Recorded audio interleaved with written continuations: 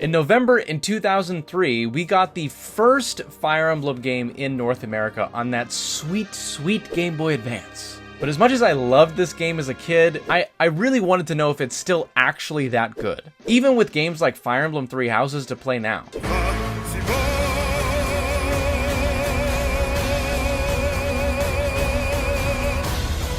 And so this is the question that I sought to answer, even if that meant ruining my childhood, and this game is actually a piece of trash that nobody should play. No! So I grabbed my Game Boy Advance copy, grabbed the old beloved Game Boy Advance SP, and played long enough to realize that this game is actually played best on the Switch because of the emulation features. Well, I say that, but I really can't put this thing down. But before we get into it, if you're a fan of retro games with a major dose of RPGs and nostalgia, then why don't you upgrade the class of the subscribe button and max its level out so you can bulldoze through the game. Also, don't forget to like and hit that notification bell. All right, let's get into it. Slam? Yep. All right, buddy, I need you to tell me what makes Fire Emblem so special. Why is it so good?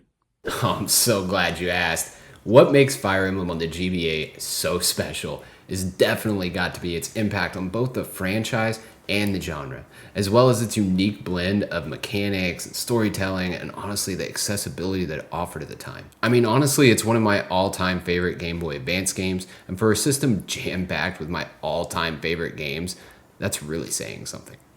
Yeah, that was nice, but I'm gonna need more. So I went to the internet!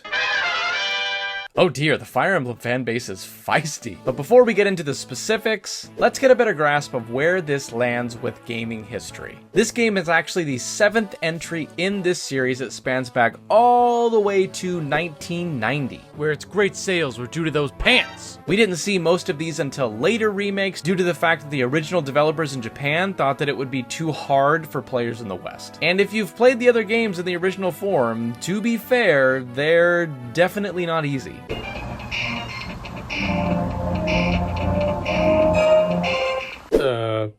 Okay. Anyway, this game came out in November of 2003, another great year for gaming with big hitters like Wind Waker, Knights of the Old Republic, and of course on handheld, most relevant to this, would be things like Pokemon Ruby and Sapphire, as well as games like Mario and Luigi Superstar Saga. Development for this game started after Super Smash Bros. Melee released and introduced us to Marth and Roy for the first time in the West, and was created by the series developer Intelligent Systems. And because it was coming out to the West for the first time, this game was designed for a more global audience, including a 10-chapter tutorial featuring Lyn, who is now one of the most beloved characters in the franchise, before getting to the main plot featuring Eliwood and Hector. And this is before they ruined Lyn. Maybe one day I'll chop food with my blade. But Roy from Smash did have his own Game Boy Advance game with the Binding Blade, or Fire Emblem 6, that, as of the recording of this video, has yet to come out to the West outside of fan translations online. And this game is the prequel set 20 years prior to The Binding Blade. The development time for this game was expected to be short as they were basing it off of mechanics of its predecessor, but was extended because they added multiple extra features, including the new avatar character, bonus content that came with a bonus disc from Mario Kart Double Dash, of all places, as well as the aforementioned tutorial with Lyn. And I didn't even know about this as a kid, so I bought a copy and it still works. This is why we want physical copies, kids. And what did people think? Well, the internet has a pretty positive view of this classic, noting the strong protagonist, memorable cast, and a character-driven plot with some major emotional beats, one of the most balanced challenges in the series, the replayability and challenge of Hector mode and hard mode for all three, the pacing that's fantastic, and of course the classic Fire Emblem weapon triangle being present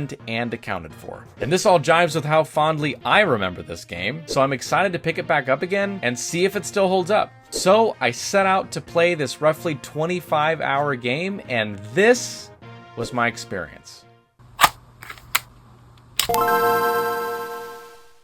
That sound still hits. Ha! Nostalgia challenge. You could never escape the nostalgia. What?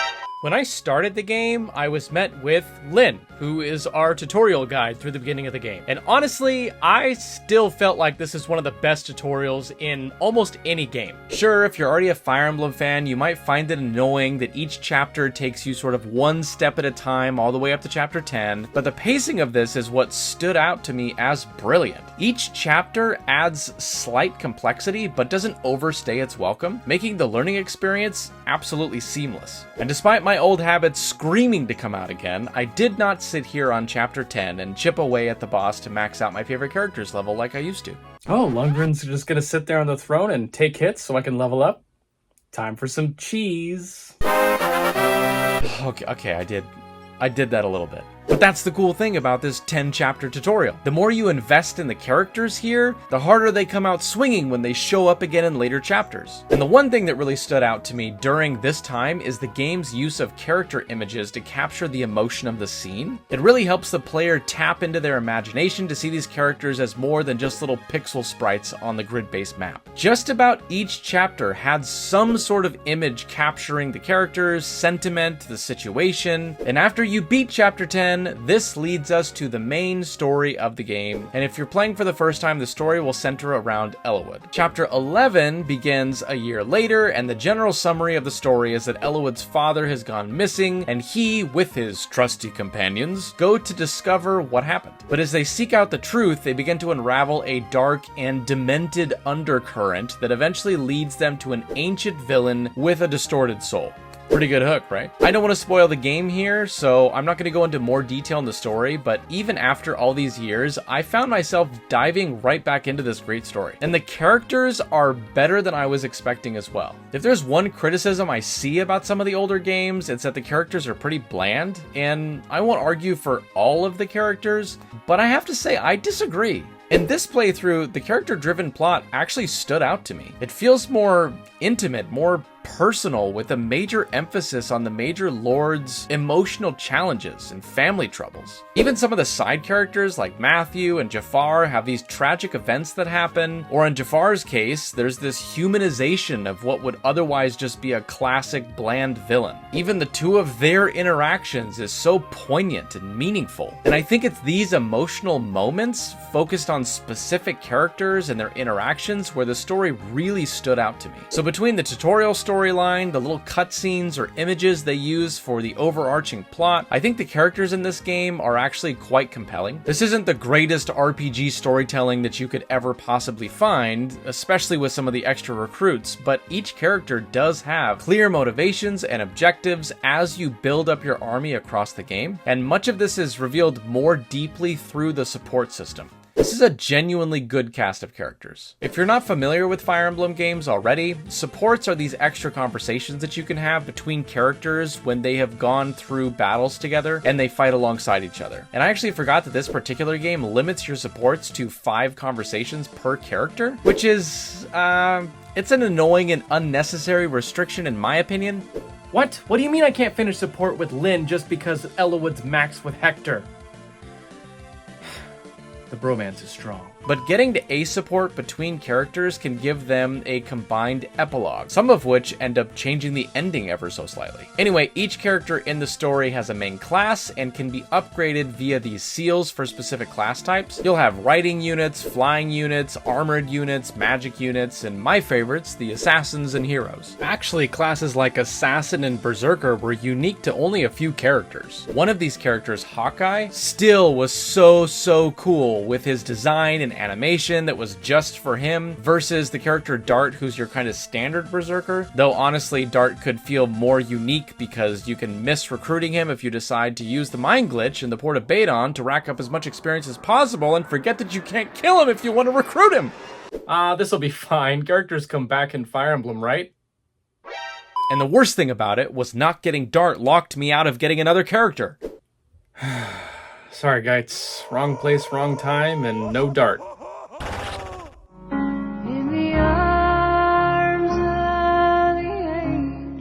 Now, one thing I will note here with some of the characters is some of the coolest characters don't actually end up being as good as some of the others. So for example, Dart maybe doesn't look as cool, but he ends up being a better berserker than Hawkeye in most cases, even though Hawkeye looks pretty awesome. But you could pretty much get away with using any characters you want. Anyway, back to recruiting, that is one of the coolest things about this game that I think still holds up. Each chapter, you can look for a character with a portrait, not just your standard enemy. And if they're on the map, aside from your obvious villains, they can be recruited somehow, some way. Now, the internet is a handy guide for figuring this out, what to do, who to bring, but there is always a way, and usually some guidance or reference that should help you determine what to do. And recruiting characters or meeting some criteria also impacts whether or not you get these side chapters that open up. And that was still just as fun to discover as it was back in the day. Specifically because this Fire Emblem game is different from a lot of the more modern Fire Emblems. The only way to build your characters up and get that experience is through chapters and side chapters. You might have arenas in some chapters and can obviously glitch the game and take advantage of that, as I mentioned before, but otherwise there is no place to grind. The experience your characters get in these chapters are what you get. So it makes getting these side chapters both more interesting, but also incredibly useful for getting the extra experience for characters you're trying to build up. And as a side note, if you're curious, the mine glitch does work on the Nintendo Switch Online. It's as simple as laying down a mine, having an enemy walk over it, and then shutting the game off. And then you open it back up again. From there, you'll control all the enemies and you can have them do things like drop all of their weapons. And I keep referencing the port of Badon because this is definitely the best map if you want to do this. Because number one, that map can be brutal. But number two, there is an arena on that map. But otherwise, if you are interested in playing this game for the very first time, don't use the mine glitch. Just play through the game. You'll have a great time. Or if you're crazy like me, this is where you can max out a ton of your characters. That being said, this is where the Switch comes in handy because of those save state features. Back in the day, I spent hours doing this on Port of Badon, and if someone died in the arena, I had to start over. So you can do it on the Game Boy, but the save states help. And the last major point here that really stood out to me in this game, again, was the maps and that good old weapon triangle. For context, I absolutely love Fire Emblem Three Houses. It might actually be one of my favorite games of all time, but I think one of the weakest parts was actually the weapon triangle being gone and the maps. They were pretty basic, mostly large open maps, and while learned skills could simulate the weapon triangle, it wasn't quite the same. And I think the combination of the weapon triangle and the map design in this game came together to be one of the strongest elements that I've still found to be super fun. And it's because of the simplicity and the pacing. Maps like Chapter 12, Birds of a Feather, 13X, which is a side chapter with the Peddler Merlinus, the Port of Badon, like I mentioned, 18X and Prisoner of Magic, 27 Cog of Destiny, and so many others were these great examples of these super fun designs. Except for Pale Flower of Darkness. Why did they do this? They use things like fog, villages in the distance, or even opportunities for more experience if you can rush to an area and take down an enemy before they flee, keeping it feeling fresh. The pacing felt great as well. Sure, some go longer than others, but the combination of the pacing of these great maps and the straightforward matchups with the weapon triangle make this game a great example of why I loved so many Game Boy Advance games. This may sound obvious, but many of these games were clearly designed for a portable experience, and this is no exception. You can pick it up, get in, get out, enjoy yourself, or you can go for longer periods of play, and it just makes it plain fun. And of course, for those who are not as familiar with the games in the series, the weapon triangle is a simple system that works with both weapons and magic. For weapons, you have swords that beat axes, axes beat lances, and lances beat swords. And then for magic, you have anima magic beats light, light beats dark, and dark beats anima. Latter parts of the game will introduce some complexity by having weapons that reverse the weapon triangle, such as lance reverse swords, as well as other weapons that are advantageous against specific units like an armor slayer, but by and large, it's pretty straightforward. Especially when you can just destroy everything with killer weapons. And you can take this and figure out what strategy you want to employ with what units. For example, you may have a single weapon specialist, such as Guy as a swordmaster, that has a very high critical rate, high evade, but he can only use swords. Specific weapons can make them more versatile, but you may also want to invest in characters like Sane or Kent, who are cavaliers, who may not get the same stat increases as Guy, but also become paladins, where they have high movement and they can use swords, lances, and axes. Unless you get that wind sword from the Double Dash bonus content. Fly Guy, be free, my swordly friend. And all of this adds enough complexity to keep the game from getting boring, and the different maps throw many different challenges your way, so you'll need to adjust your approach. And when you beat it for the first time, you'll unlock normal and hard mode for Elowood and Hector mode, and can choose to skip the Lin tutorial or play it again. Personally, I still play Lin mode again on hard mode because it helps you set up your units for another playthrough. And you don't have to worry about those tutorial boxes anymore because they're completely gone when you play hard mode. Multiple playthroughs and Hector mode can unlock new chapters, and of course, you can get some of those new sweet supports, just in case the Raven and Priscilla rank A rank was a little too creepy for you. And I'm not gonna lie, when I beat this game again this time, I immediately started Hector mode, and then realized I didn't really need a 10th playthrough of this game and should probably move on to the next game for now. Probably Fire Emblem Sacred Stones. What? Did I just say that? Subscribe and find out. So yeah, if it's not already obvious, this game absolutely passes the nostalgia challenge, and I'm really glad to see it. There are some games I will always love, knowing they're objectively not that good. Looking at you, Dirge Cerberus. But this game was just as fun to play as it was when I was a kid. And at the end of the day, if you're interested in the series and you're looking to have a good time, you have to check this one out. It is still one of my favorites. So comment down below if you've played this game before or what other retro games you'd like to see me try out for the old nostalgia challenge. Thanks for watching. See ya. Why can't I stop playing this game?